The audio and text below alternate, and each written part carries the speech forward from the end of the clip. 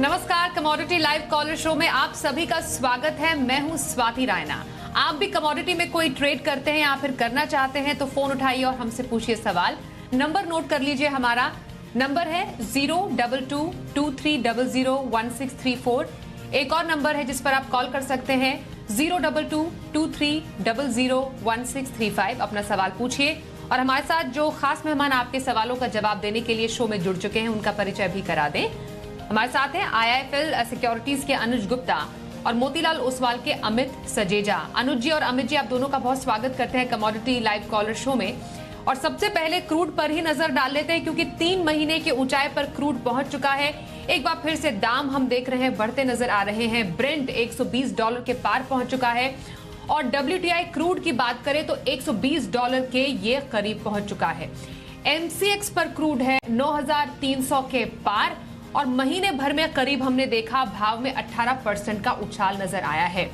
तो आखिरकार वजह क्या है? क्रूड लगातार क्यों ऊंचाई की तरफ बढ़ता जा रहा है? इसमें कुछ बहुत ही जरूरी वजह है जिसमें सबसे बड़ी वजह है सऊदी अरब। दरअसल सऊदी अरब ने एशिया के लिए क्रूड के दाम बढ़ा दिए हैं, जिसके बाद क्रूड में हमें एक जबरदस्त उबाल नजर आ रहा है। दाम आसमान छू रहे हैं। एशिया के लिए जो दाम है लगभग $2.10 प्रति बैरल बढ़ा दिए गए हैं और सऊदी ने अनुमान से ज्यादा ये दाम बढ़ाए हैं, जिसकी वजह से इंपैक्ट क्रूड के दामों में हम देख पा रहे हैं।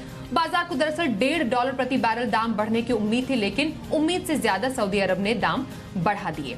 साथ ही साथ अमेरिका के लिए लगातार दूसरे महीने कीमतें स्थिर रखी गई हैं। साथ ही ओपेक प्लस के उत्पादन बढ़ाने के फैसले के बावजूद ये तेजी हम देख पा रहे हैं। और सबसे इंपॉर्टेंट जो सबसे बड़ी वजह है क्रूड के दाम बढ़ने की, वो ये है कि इस वक्त बाजार में जो डिमांड है वो काफी ज्यादा है, लेकिन सप्लाई उससे बहुत कम है। तो ये डिमांड और सप्लाई के खेल के चलते भी जो मिसमैच है, क्रूड के दाम हम ऊंचाई की तरफ जाते हुए देख रहे हैं। सबसे पहले क्रूड पर ही एक आउटलुक ले लेते हैं और हमारे साथ जो खास मेहमान है उनका रुख कर लेते हैं। अनुज जी, सबसे पहले हम आपसे समझना चाहेंगे $120 ब्रेंट उसके पार पहुंच चुका है। आपके एनालिसिस के लिहाज से फिलहाल ये और कितना पार जा सकता है? Swati ji, good evening. देखिए, जैसे हम लास्ट वीक भी डिस्कस कर रहे थे कि क्रूड का जो ट्रेंड है वो पॉजिटिव रह सकता है, तो वैसा ही ट्रेंड यहाँ देखने को मिला है और ऑलमोस्ट भाव अब $121 के आसपास ट्रेड करते हुए दिख रहे हैं और MCX में करीबन 9,300 के आसपास भाव आते हुए दिखाई दिए हैं।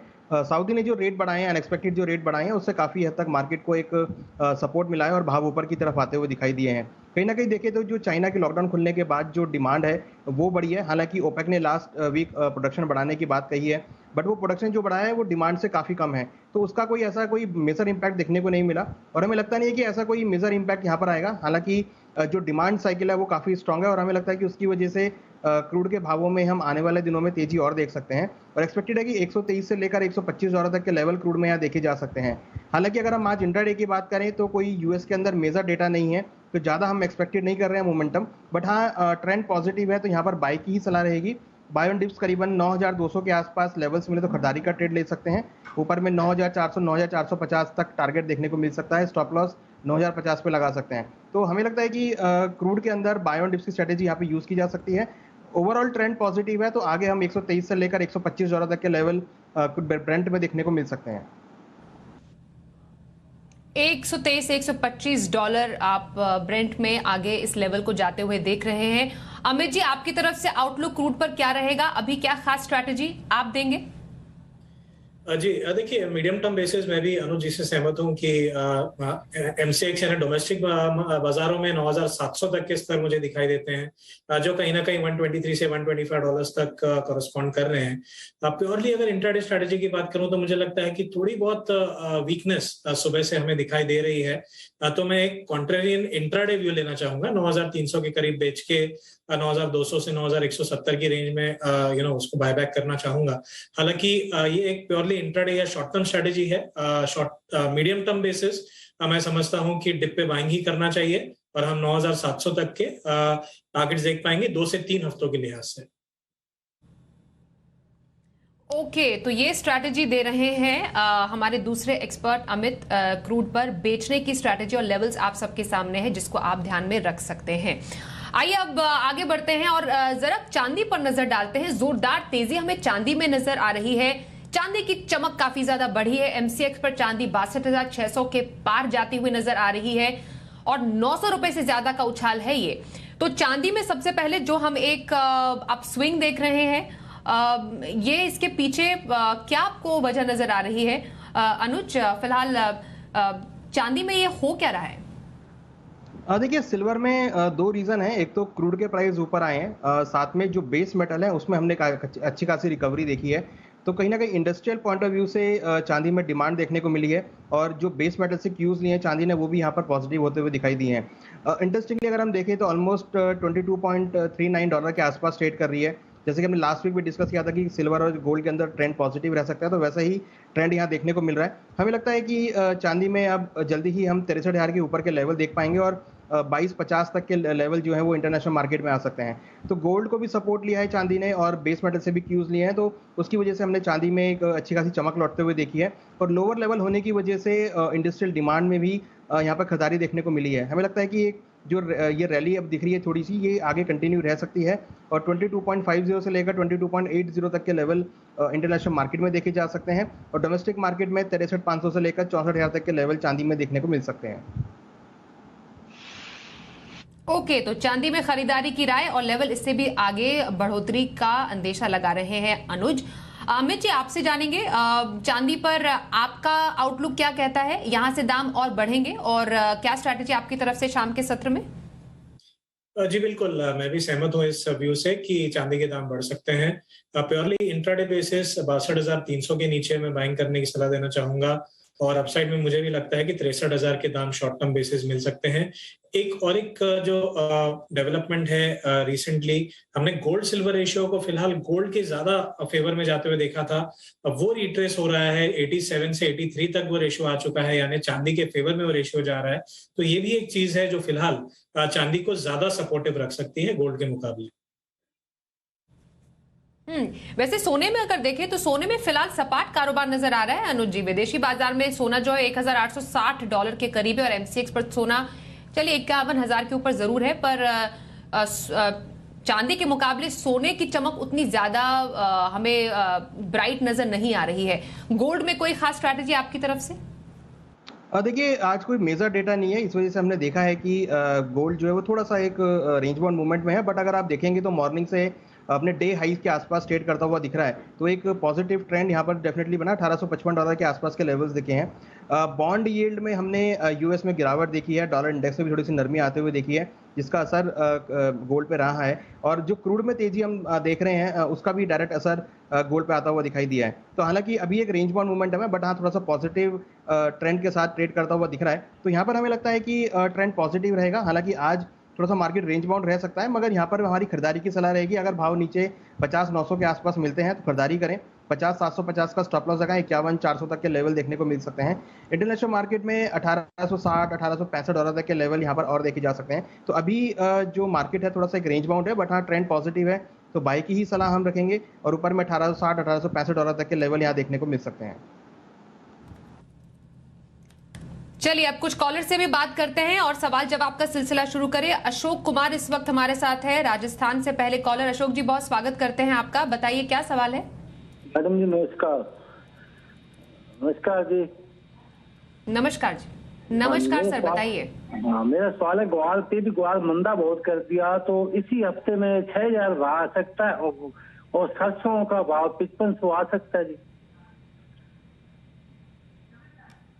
ग्वार सीड पर क्या करना चाहिए अनुज जी? क्योंकि करीब 1.5% नीचे हम देख रहे हैं, 5,700 रुपए के नीचे ग्वार सीड पहुंच गया है। फिलहाल इनका भी सवाल ग्वार सीड पर है, क्या स्ट्रैटेजी रखें? देखिए, ग्वार सीड ने आज अगेन एक कॉन्ट्रैक्ट लो बनाया है और जिस तरीके से यहाँ पर मंडियों में सप्लाई बढ़ी है उसकी वजह से भाव कुछ नरम आते हुए दिखाई दिया। बाइंग एक्टिविटी यहाँ पर बिल्कुल हम कम होती हुई देख रहे हैं, इसकी वजह से मार्केट में एक सपोर्ट आता हुआ नहीं दिखाई दे रहा है। हालांकि क्रूड के प्राइस बढ़े हैं, उससे कुछ सपोर्ट यहाँ पर एक्सपेक्ट कर रहे हैं, बट उतना मोमेंटम यहाँ देखने को नहीं मिल रहा है। हमें लगता है कि अभी जो ट्रेंड के अकॉर्डिंग प्राइस चल रहा है थोड़ा सा सेलिंग एक्टिविटी में है, यहाँ पर अभी हम सेल का ही कॉल लेना चाहेंगे। ऊपर अगर भाव आते हैं, बाउंस बैक करते हैं करीबन 5750 के आसपास तक, तो बिकवाली का ट्रेड लेना चाहिए। नीचे 5600 तक के लेवल देखने को मिल सकते हैं। डेफिनेटली 6000 के लेवल यहाँ पर शॉर्ट टर्म में देखे जा सकते हैं, मगर फिलहाल एक बार हमें लग रहा है कि 5600 के लेवल आएंगे, वहां से हम अगेन बाउंस बैक देखेंगे। तो अगर किसी को खरीदारी करनी है तो 5550 5600 के आसपास तक लेवल का वेट करें, वहां से खरीदारी का ट्रेड बना सकते हैं। अनुज जी, इनका सवाल सरसों पर भी था, अभी मस्टर्ड पर क्या स्ट्रैटेजी रखने की आप सलाह देंगे? देखिए, मस्टर्ड में अगर देखें तो वहाँ पे नरमी का ही ट्रेड देखने को मिला है। अगर हम पूरे ही एडिबल ऑयल पैक की बात करें तो सभी के अंदर एक डाउनसाइड इम्पैक्ट आता हुआ दिखा है। सरसों की इस बार फसल हमने काफी अच्छी देखी थी, बम्पर क्रॉप रही थी, उसकी वजह से हमने देखा है कि सभी खाद्य तेलों में एक नरमी का ट्रेंड देखने को मिला है। तो सरसों भी लगता है कि हमें अभी नरमी के साथ ही ट्रेड देखने को मिलेगा अभी कुछ और दिन, जो क्योंकि अगर देखें तो गर्मी है और गर्मियों में डिमांड थोड़ी कम रहती है, तो डिमांड का असर यहाँ पे रहा है, उसकी वजह से भाव नरम होते हुए दिखाई दिए हैं। हमें लगता है कि नीचे 5800 से लेकर 5500 तक के लेवल सरसों में देखे जा सकते हैं। तो ट्रेंड अभी थोड़ा सा डाउन साइड में ही है, तो खरीदारी की सलाह अभी नहीं है। हमें लगता है कि भाव अभी कुछ और नरम हो सकते हैं। बिल्कुल, चलिए अगले कॉलर का रुख करते हैं। इंदौर से रचित हमारे साथ है। रचित जी, बताइए आपका क्या सवाल है? मैडम, मेरा सवाल है कि सोयाबीन 7500 कब तक हो जाएगा? सोयाबीन 7500 कब तक हो जाएगा? अमित जी, सोयाबीन पर क्या आउटलुक रखें, अभी क्या स्ट्रैटेजी रखें? जी देखिए, फिलहाल मेरे ख्याल से जो एक ट्रेंड है वो डाउनवर्ड है, तो अगले 2 हफ्ते मुझे लगता है कि कंसोलिडेशन में जाएंगे या डाउनवर्ड बायस में जाएंगे। लेकिन हाँ, अगले 4 से 6 हफ्तों की बात करूं, यानी 1 से 1.5 महीने की बात करूं, तो मुझे लगता है एटलीस्ट 7300 तक एक एवरेज प्राइसेस हो जानी चाहिए सोयाबीन की। तो यहाँ से डाउनसाइड बेसिकली मुझे लिमिटेड लगता है, चाहे वो रिफाइंड ऑयल हो या सोयाबीन हो। और 7500 नहीं, लेकिन 7300 के दाम हमें नेक्स्ट 1 से 1.5 महीने में देखने मिल सकते हैं। अगले कॉलर से बात करें। हिसार से प्रवीण हमारे साथ है। प्रवीण जी, बताइए आपका क्या सवाल है? नमस्कार मैडम। नमस्कार जी। मैडम, मैंने सिल्वर के 5 रोड सेल किए हैं 62,500 पे, और ये पिछले 15 दिनों से 63,000 नहीं हो रही है मैडम। ये ट्रेंड कितने दिन तक चालू रहेगा? यादें टूट जाती है। ओके, तो सिल्वर पर तो अनुज जी आपने आउटलुक शुरुआत में दिया था। प्रवीण जी सिल्वर पर ही सवाल पूछ रहे हैं, क्या करें? देखिए, हमें लगता है कि इनको 63,000 का एक स्टॉप लॉस लगाना चाहिए, क्योंकि अगर आप देखेंगे तो पिछले 2-3 दिनों से मार्केट जो है वो 63 को ब्रेक नहीं कर पा रही है। अगर ब्रेक करती है तो एक अच्छी तेजी देखने को मिलेगी। हालांकि आज मॉर्निंग से देखें तो जो आउटलुक दिख रहा है थोड़ा पॉजिटिव दिख रहा है, तो ये 63,000 का स्टॉप लॉस लगा के रखें, और हमारी सलाह है कि अगर भाव एट कॉस्ट मिलते हैं तो वहां पे निकल जाएं। ओके, चलिए एक और कॉलर से बात करते हैं। रामपुर से फरहान जी हमारे साथ है। बहुत स्वागत है आपका, क्या सवाल है आपका? मैडम, मेरा सवाल मेंथा ऑयल पर है। मेरा सवाल अमित वक्ता सर से नहीं है, दूसरे जो एनालिस्ट बैठे हैं उनसे सवाल है कि फंडामेंटल इस बार कैसे हैं मेंथा ऑयल के? क्या ये 3 साल से तो इसने कुछ दिया नहीं मैडम करने रिटर्न, क्या आप कैसे देगा 400-500 रुपए किलो का? क्या लग रहा है आपको मेंथा ऑयल पर? अनुज जी क्या राय देंगे इन्हें? देखिए, मेंथा में जो ट्रेंड है वो अभी एक पॉजिटिव साइड में है। हालांकि मार्केट थोड़ा सा प्रेशर में यहाँ पे जरूर आया है, बट हमें लगता है कि आने वाले समय में एक अच्छा बाउंस बैक एक्सपेक्ट कर सकते हैं। जैसे कि हमने लास्ट टाइम भी टारगेट दिया था 1150 का, वो अचीव होता हुआ दिखाई दिया था। अभी एक मार्केट थोड़ा प्रॉफिट बुकिंग में है, तो अगर 1000 के आसपास भाव मिलते हैं तो वहाँ पर अगेन खरीदारी का ट्रेड ले सकते हैं। हमें लगता है कि ऊपर में 1100 तक के लेवल अगेन देखने को मिलेंगे।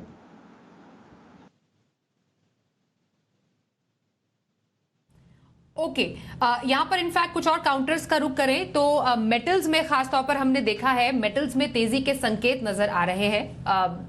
एलएमई एल्यूमिनियम एक हफ्ते की ऊंचाई पर है। एलएमई पर हमने देखा एल्यूमिनियम स्टॉक 21 साल के निचले स्तर पर आया। शंघाई इंडेक्स पर एल्यूमिनियम की इन्वेंट्री 4 महीने में सबसे कम देखी गई है।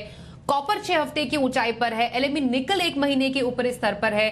और साफ तौर पर जो चीन से मांग बढ़ने की उम्मीद के चलते ही हमने यहाँ पर बेस मेटल्स में एक चमक देखी है। खासतौर पर मेटल्स में आपकी कोई पसंदीदा कॉल अमित? जी, मैं एल्यूमिनियम में ही एक टॉपिक देना चाहूंगा। जिस प्रकार आपने बताया कि कंटिन्यूस इन्वेंट्री डिक्लाइन है पिछले काफी हफ्तों से, इसका असर इवेंचुअली हमें देखने मिलेगा। मुझे लगता है कि पोजिशनल बेसिस दोबारा हमें 245 से 250 के लेवल्स देखने मिलेंगे। हालांकि प्योरली इंट्राडे या शॉर्ट टर्म की बात करूं तो मेरा जो कॉल होगा वो 235 पे बाइंग का कॉल होगा, 233 के नीचे के स्टॉप लेकर, और 239 का एक इमीडिएट टारगेट लिया जा सकता है एल्यूमिनियम में। ओके, ब्रिजेश राजस्थान से एक और कॉलर हमारे साथ है, उनसे भी करते हैं बात। ब्रिजेश जी बहुत स्वागत है, क्या सवाल है आपका? नमस्कार मैडम। नमस्कार हेलो। जी। नमस्कार मैडम। जी सुन पा रहे हैं, नमस्कार, पूछिए सवाल। सवाल मैडम आपसे पहले तो ये पूछना चाहते हैं कि जो आप एक्सपर्ट बैठाते हो, जैसे अजय केडिया जी ने कुछ टाइम पहले बोला था कि कल 34 हो जाएगी, 4000 हो जाएगी, ऐसे एक्सपर्ट बैठा के हम लोगों को क्यों मरवाना चाहते हो मैडम? ऐसे एक्सपर्ट बैठाने की क्या फायदा जो लोगों को मरवाना चाहते हैं? सर जी अब देखिए, ये तो बाजार है, ठीक है, इसमें कभी ऊपर कभी नीचे तो होता रहता है, टारगेट हिट भी होते हैं, टारगेट मिस भी होते हैं, ठीक है। तो एक्सपर्ट्स की राय थोड़ी सोच समझ के ही होती है। आप अगर जानना चाहते हैं कोई सवाल तो हमारे एक्सपर्ट से पूछ लीजिए, हम उस पर राय दिलवा देते हैं आपको। है कोई आपका सवाल सर? चलिए संदीप से पूछते हैं उनका सवाल। संदीप जी बहुत स्वागत है आपका, क्या सवाल जानना चाहते हैं आप? सरसों के बारे में अमित जी से पूछना है। अमित जी से सरसों पर राय चाहिए, बताइए अमित जी, सरसों पर क्या स्ट्रैटेजी रखे अमित जी? जी शॉर्ट टर्म बेसिस बिकवाली करके चलना चाहिए। मेरा मानना है कि 5700 से 5650 तक के स्तर हमें 2 से 3 हफ्तों में देखने मिलेंगे। तो मैं सेवन रैलीज की ही यहाँ पर सलाह देना चाहूंगा। जिस प्रकार सोयाबीन में एक इमीडिएट डाउनसाइड दिखेगा, उस तरीके से सरसों में भी दबाव बना हुआ है। हालांकि ओवरऑल डाउनसाइड जो होगा थोड़ा लिमिटेड ही दिखाई दे रहा है, लेकिन फिर भी 5700 तक के लेवल में देख पा रहा हूँ प्राइसेस में। तो सरसों पर राय हुई। पवन राजस्थान से एक और हमारे साथ कॉलर है, उनसे भी बात कर लेते हैं। पवन जी बहुत स्वागत करते हैं शो में, क्या सवाल है आपका? जी मैम, ग्वार सीड में हमें किस भाव में एंट्री करनी चाहिए और चने में क्या लगता है? ग्वार सीड और चने पर ये राय लेना चाह रहे हैं अनुज जी। देखिए ग्वार सीड में हमें लगता है कि 5600 से लेकर 5550 के स्तर आए तो वहाँ पर आप एंट्री ले सकते हैं। वहाँ से आपको 100 से 150 रुपये का बाउंस बैक देखने को मिल सकता है। सिंस कि अभी ट्रेंड थोड़ा सा डाउन है तो यहाँ पे अभी कुछ और 50 रुपये की गिरावट और एक्सपेक्ट कर रहे हैं कि जो कि आ सकती है, तो वहाँ से आप खरीदारी कर सकते हैं। चने की अगर बात करें तो चने में कोई खास मोमेंटम देखने को नहीं मिल रहा है। हमें लगता है कि अभी जो मोमेंटम है वो फ्लैट रहेगा, ज़्यादा मोमेंटम देखने को नहीं मिलेगा। तो फिलहाल अभी क्योंकि NCDEX में लिस्टेड नहीं है, हमें लगता है कि अभी मार्केट जो है एक रेंज में ही ट्रेड करता हुआ दिखाई देगा। अभी कोई ट्रेंड वाला कोई अभी इसमें कॉल देखने को नहीं मिल रहा है। ओके, महाराष्ट्र से प्रकाश जी से भी कर लेते हैं बात। प्रकाश जी नमस्कार, स्वागत है, क्या सवाल है आपका? गुड इवनिंग मैडम, मुझे जीरा और धनिया में जानना है मैडम। अमित जी से पूछिए सर। मैडम जीरा और धनिया पर सवाल है अमित जी इनका। जीरा 45 रुपए की गिरावट के साथ अभी हम देख रहे हैं 21,250 के स्तर पर बंद हुआ, और धनिया पर भी सवाल जानना चाहते हैं, दोनों पर अपनी राय दीजिए। जी शॉर्ट टर्म बेसिस मुझे लगता है कि उछाल की उम्मीद है। पिछले दिनों हमने 20,900 के नीचे के स्तर देखे थे जीरे में, और वहां से एक खरीदारी का रुख लौटा है। मुझे लगता है कि आज हालांकि करेक्शन आई है, लेकिन 21,600 से 700 तक के दाम हमें शॉर्ट टर्म में देखने मिलेंगे। वहीं धनिया में भी मेरा मानना है कि 11,000 के फिलहाल नीचे प्राइसेस नहीं टिक पा रही, और 11,700 से 800 तक के स्तर भी यहाँ पर देखने मिलेंगे। तो दोनों ही काउंटर्स में मेरा तेजी की तरफ रुख रहेगा। हालांकि रिलेटिवली बेटर मुझे धनिया दिखाई दे रहा है जीरे के मुकाबले शॉर्ट टर्म बेसिस। जीरे की हालांकि लॉन्ग टर्म की बात करूं तो ऐसा है कि 24,000 तक के दाम दिखेंगे, लेकिन उन लेवल्स को आने में 2 से 3 महीने निकल सकते हैं। फिलहाल रिलेटिव बेटर जो है धनिया के दाम हमें ज्यादा रिलेटिवली बेटर दिखाई दे सकते हैं। इनफैक्ट अगर हम नेचुरल गैस पर अगर अब थोड़ा सा अपना फोकस शिफ्ट करें तो काफी अच्छी तेजी हमें नेचुरल गैस में देखने को मिली है। 4% से ज्यादा के उछाल के साथ MCX पर जो दाम है 693 रुपए के पार पहुंचे। अनुज जी, नेचुरल गैस में 4% से ज्यादा की तेजी देखी गई, फिलहाल क्या स्ट्रैटेजी रखने की सलाह देंगे यहाँ पर? देखिए जब से सैंक्शंस हमने देखे हैं तब से नेचुरल गैस में ट्रेंड पॉजिटिव आता हुआ दिखाई दिया है। हमें लगता है कि अभी इसमें ट्रेंड पॉजिटिव रहेगा। अगेन ये 700 के आसपास ट्रेड कर रहा है, तो नीचे अगर भाव थोड़ा डिप लेते हैं करीबन 690 685 के आसपास तो खरीदारी कर सकते हैं। हमें लगता है कि 710 से लेकर 720 तक के लेवल यहाँ आ सकते हैं। थोड़ा वॉलेटाइल काउंटर है, हमें लगता है कि थोड़ा वेट करें क्योंकि ऑलरेडी डे हाई पे खड़ा है मार्केट। थोड़ा डिप लेता है तो ही खरीदारी करें, और स्टिक स्टॉप लॉस लगाएं करीबन 755 का। हमें लगता है कि मार्केट में 655 का स्टिक स्टॉप लॉस लगाएं। हमें लगता है कि ऊपर में बाउंस बैक रहेगा, 710 से लेकर 720 तक आ सकते हैं। ओके, अमित जी आपकी कोई स्ट्रैटेजी खास तौर पर नेचुरल गैस में? जी, मोमेंटम ट्रेड लिया जा सकता है क्योंकि 685 का एक ब्रेकआउट लेवल था, इसका टेक्निकल उसके ऊपर निकल चुका है, तो डिप पे बाइंग की जा सकती है। मैं भी सहमत हूं कि 710 से 15 तक जा सकता है। हालांकि पोजिशनली जो रीसेंट पीक है 735 वो काफी क्रिटिकल है, तो प्रॉफिट बुकिंग डेफिनेटली उन लेवल्स पे कर ली जाए, क्योंकि वहां से अगर दाम स्लिप होंगे तो दोबारा हमें बहुत ही जल्द 660 से 65 के लेवल मिल सकते हैं। तो मैं कहूंगा कि 710 से 15 के बीच बिल्कुल ही एक बार मुनाफा वसूली कर लेनी चाहिए। ओके, एक और कॉलर से बात करते हैं। शिमला से मुकेश जी इस वक्त हमारे साथ है, स्वागत करते हैं आपका। मुकेश जी, क्या सवाल है आपका? मैडम, मेरे को ये जानना है कॉपर में क्या करना है आज इंट्राडे पोजीशन के लिए। कॉपर में क्या स्ट्रैटेजी रखने की, इंट्राडे के लिए कॉपर में क्या सलाह देंगे अनुज जी? देखिए, कॉपर में ट्रेंड पॉजिटिव है। हमें लगता है कि यहाँ पे खरीदारी का ट्रेड रखना चाहिए। भाव अगर 790 792 के आसपास मिलते हैं तो खरीदारी करें। 784 का स्टॉप लॉस लगाएं। ऊपर में टारगेट 800 से लेकर 805 तक हो सकता है। थोड़ा वेट करें, भाव नीचे आए तो ही खरीदारी करें, क्योंकि हम देख रहे हैं 800 और 805 के आसपास एक क्रूशियल रेजिस्टेंस लेवल है। तो भाव अगर थोड़ा सा नीचे आते हैं 792 के आसपास तो इंट्राडे के लिए खरीदारी का ट्रेड बना सकते हैं। ओके, राजस्थान से दीपक जी से भी बात कर लेते हैं और जानते हैं उनका क्या सवाल है। दीपक जी, स्वागत है आपका। क्या सवाल पूछना चाह रहे हैं? हाँ जी मैडम, मेरा सवाल वीट पे है जी। वीट पे क्या है? वीट पर स्ट्रैटेजी जानना चाह रहे हैं अमित जी। जी माफ कीजिए, मैं फिलहाल वीट ट्रैक नहीं कर रहा हूं, तो आई पास दैट क्वेश्चन। ओके, अनुज जी गेहूं पर राय देना चाहेंगे? देखिए, गेहूं की अगर बात करें तो वहां पर हमने एक रेंज बाउंड मूवमेंट देखी है, मगर प्राइसेस हमने देखे हैं फिजिकल मार्केट में थोड़े ऊपर की तरफ आते हुए दिखाई दिए हैं, क्योंकि इस बार थोड़ा क्रॉप भी कम था और सरकारी प्रोक्योरमेंट भी यहाँ पे कुछ कम देखने को मिला है। और हालांकि जो क्रॉप कम था उसकी वजह से भावों में थोड़ा सा एक तेजी का माहौल बना है। तो वीट हमें लगता है कि आने वाले दिनों में कुछ और तेजी की तरफ जा सकते हैं, तो खरीदारी का मौका है। हमें लगता है कि 200-300 रुपए के प्राइस जो है वीट में वो बढ़ सकते हैं। एक और कॉलर से बात करते हैं। मध्य प्रदेश से रोहन जी इस वक्त हमारे साथ है, स्वागत करते हैं आपका। क्या सवाल है? Good evening ma'am. Hello, good evening. Good evening ma'am. पूछिए सवाल सर।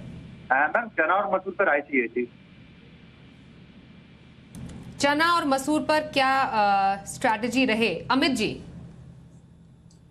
जी, चना जिस तरह से अनुज जी ने बताया था कि रेंज में ही रहने वाला है, मेरा भी यही मानना है। इनफैक्ट दालों का जो पूरा कॉम्प्लेक्स है एज ऑफ नाउ मेरा मानना है कि फिलहाल ट्रेंड में नहीं है, तो एज ऑफ नाउ कोई एक कॉन्क्रीट स्ट्रैटेजी में नहीं दे पाऊंगा। काफी रेंज बाउंड रहने की उम्मीद दिखाई दे रही है नेक्स्ट 2 से 3 हफ्ते। मेरा मानना है कि मसाला कॉम्प्लेक्स में फिर भी वॉलेटिलिटी रहेगी, लेकिन शायद जो दालें हैं उनमें एक मिला जुला सा अनुमान रहेगा। ओके, चलिए समय यही हो गया है शो को समेटने का। बहुत धन्यवाद करेंगे अनुज गुप्ता जी और अमित सजेजा जी, आप दोनों का हमारे साथ इस शो में शामिल होने के लिए। तो कमोडिटी लाइव कॉलर शो में आज के लिए बस इतना ही। वक्त एक ब्रेक का हो गया है, पर बने रहिए हमारे साथ और देखते रहिए जी बिजनेस।